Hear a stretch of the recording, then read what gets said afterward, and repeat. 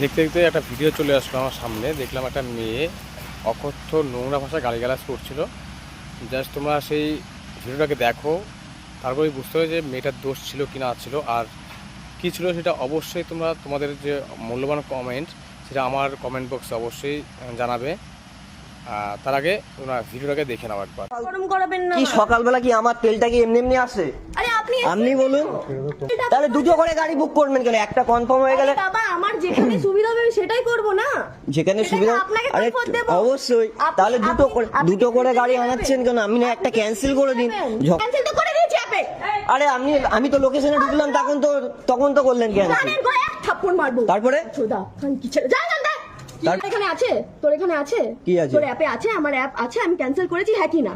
হ্যাঁ কি না? আমি তো লোকেশনে ক্যান্সেল করেছি। হ্যাঁ কি না? আপনি তো লোকেশনে আসার পরে ক্যান্সেল করলেন। এখান দিয়ে যা, নাহলে কানের গোড়ায় দুটো থাপ্পড় মারবো। মেরে দিন। এখান দিয়ে যা। কেন ঝামেলা হচ্ছে? এখান দিয়ে যা, আমি তো বুঝতে পারছি। দেখুন এমনি আমারও সকাল, আমার ফার্স্ট রাইড এটা। আমারও আমি খানকির ছেলে কি কিসের ছেলে একটুখানি ভালো করে মানে। আচ্ছা ঠিক আছে ঠিক আছে, আমি খানকির ছেলে, তো আমি রাইডার খানকির ছেলে, ঠিক আছে। মাথা